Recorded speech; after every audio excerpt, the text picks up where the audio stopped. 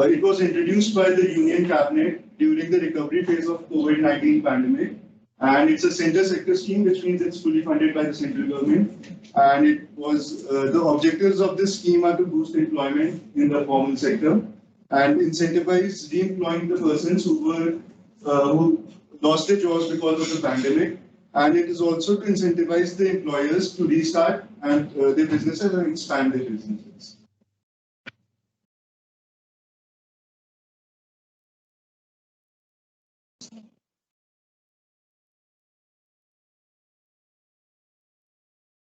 So the benefit under the Yojana is basically that the central government contributes the employers and the employees' contribution.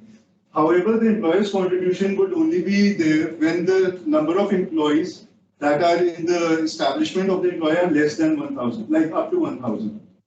And the validity period of the scheme for registration of employees was initially from 1st October 2020 to 30th June. However, it was subsequently increased and extended to 31st March 2022.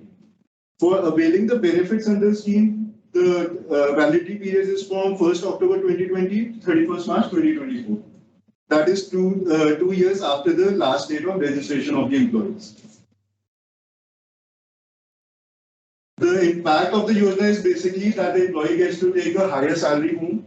Secondly, the employer saves money as like up to 1,000 if he has the employees, then his contribution is paid by the central government. And thirdly, he has to retain new employees and who are paid a higher salary. So up till 12th March 2022, there were around 51,95,000 new employees in the establishments over 1,34,000. And the amount reimbursed by the central government was more than 4,000 crores. So ECR is the basic underlying instrument over which this whole Yojana runs. It is an online receipt, and so the main purpose of ECR is to ascertain the reference base. And on the reference base, we get to know the eligibility and the extent of benefit that an establishment would get. And ECR has to be filed within 15 days of the month following the month for which the contribution is made. Who has to file this ECR? The establishment. Yes. After filing of ECR, the employer gets the benefit or no? Let us first understand what exactly is the scheme broadly without this. So under EPF, the employee has to contribute to 12%. But if you get new employees, which would be based on different criteria, so the employer and employee's contribution will go from central government. Like neither the employer has to contribute nor the employer. So that's the scheme. Yes. So only for new employees or only for new employees. So that portion is the benefit subsidy that you can take as.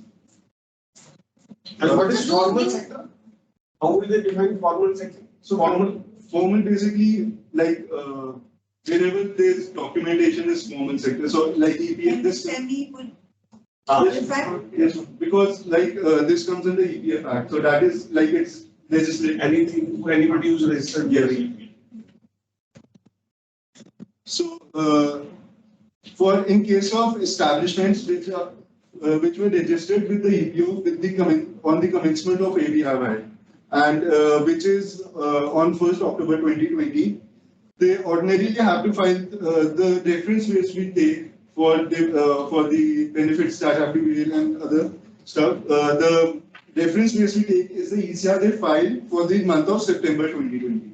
So the number of employees for which the ECR was filed is the reference base.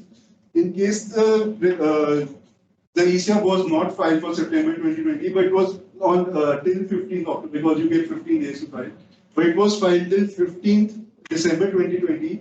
Then the number of employees in the ECR of either September 2020 or the last ECR, whichever number is higher, is taken as the reference base.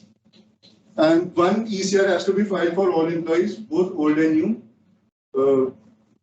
And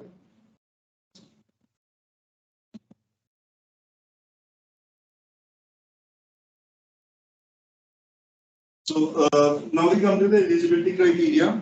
In case of establishments which have been already registered with EPO on the commencement, the reference base, if the ECR, the file was for employees less up to 50, then they have to get a minimum of 2 new employees to avail the benefits under this scheme. And if the reference base was more than 50, then 5 new employees.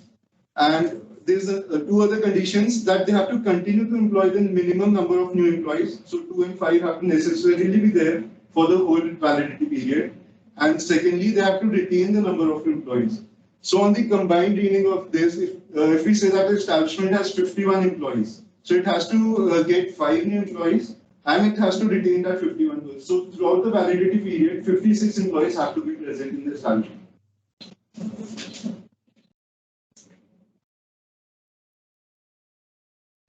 In case of new establishments, the reference base is 0 because obviously no ECR is filed. And secondly, the benefits can be availed for all employees because reference base is 0. And in case the new establishment, so EPF is valid only for establishments having 20 or more employees.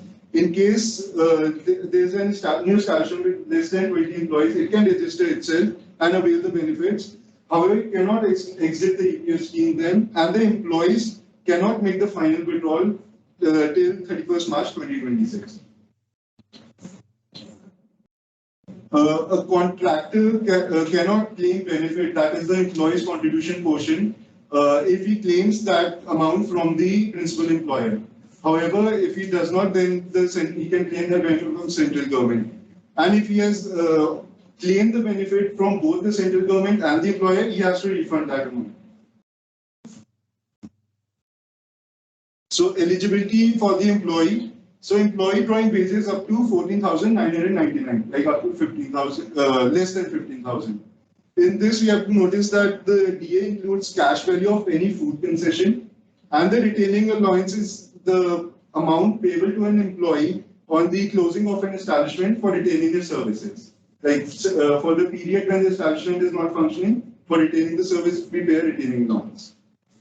Then the employee should have an Aadhaar seeded UAN. UAN is basically universal account number, which is the PF account. So if an employee changes his job within the validity period, he can still get the benefit if the new job that he takes is also under an eligible establishment.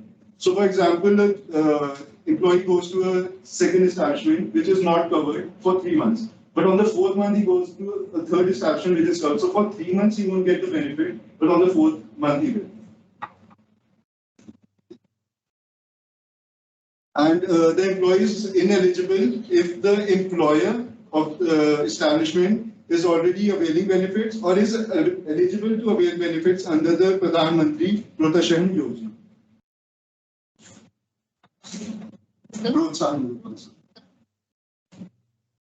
So the amount of benefit.